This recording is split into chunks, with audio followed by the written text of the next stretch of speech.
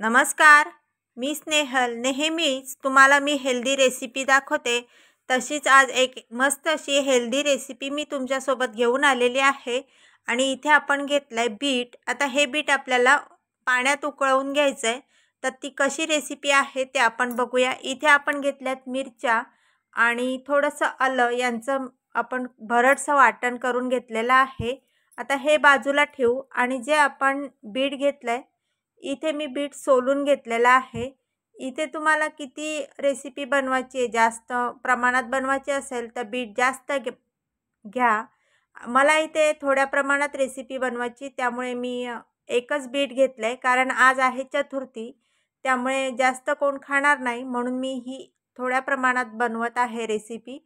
आता हे बीट जे आहे ते आपल्याला सोलून घ्यायचं आहे. म्हणजे वरची जी साल असते ती आपण साल काढून घेऊ आणि त्याचे असे तुकडे करून घ्यायचे. छोटे छोटे आपल्याला इथे बीटचे तुकडे करून घ्यायचे.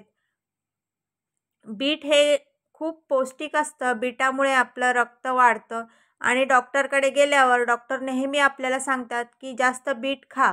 परंतु आपल्याला बीट असं नुसतंच खायला आवडत नाही.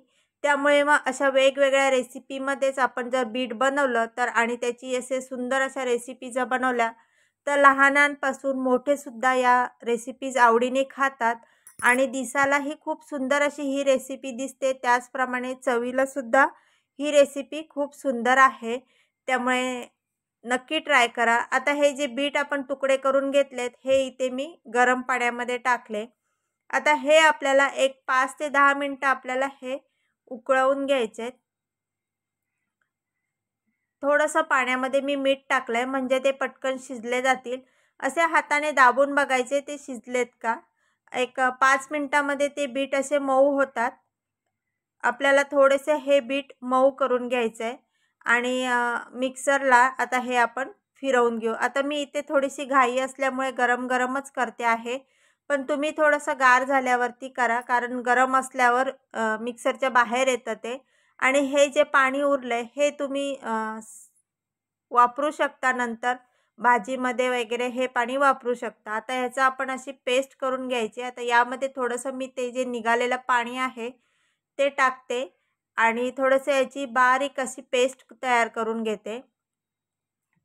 मी घाई असल्यामुळे गरमच करते, पण तुम्ही थोडं थंड झाल्यावर करा, नाहीतर मिक्सरमधून हे सर्व बाहेर येईल. आता हे सर्व मी एका भांड्यामध्ये काढून घेतलं आहे, जी पेस्ट आपण तयार केले. आणि मी इथे हातानेच काढते म्हणजे पूर्ण ते निघून येतं. असं वाया घालवायला मला आवडत नाही, त्यामुळे मी शक्यतो इथे हाताचा वापर करते आणि पूर्ण ते काढून घेते आता भांड्यामध्ये. आणि आता याच्यामध्ये आपल्याला जेवढ्या प्रमाणात या जे आपण केलं आहे त्यामध्ये पीठ जसं मावेल त्या प्रमाणात आपण पीठ वापरायचं आहे. इथे जो आपण मिरचीचा ठेचा करून घेतला आहे ना, तो ठेचा याच्यामध्ये टाकायचा. चवीनुसार मीठ टाकायचं आणि हे सर्व आपल्याला मिक्स करून घ्यायचं आहे.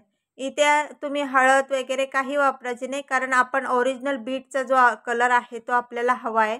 आणि इथे थोडंसं मी 2 चमचे तेल टाकलेलं आहे, म्हणजे जे आपण ही रेसिपी जी बनवू ती अगदी खुसखुशीत अशी ही रेसिपी तयार होते तेलामुळे. आता हे सर्व चांगलं मळून घ्यायचं आणि यामध्ये जेवढं पीठ मावेल तेवढ्या प्रमाणात तुम्ही इथे पीठ वापरा.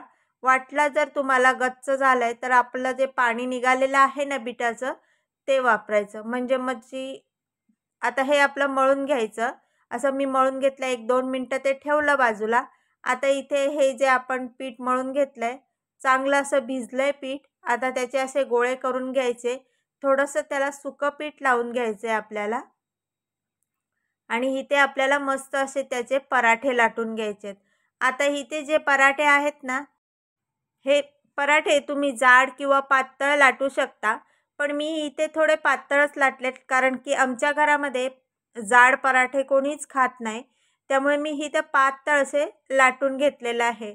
अगदी आपण चपाती लाटतो ना त्याचप्रमाणे मी पातळ लाटलेले आहेत. तुमच्या मुलांच्या आवडीनुसार तुम्ही इथे बनवू शकता.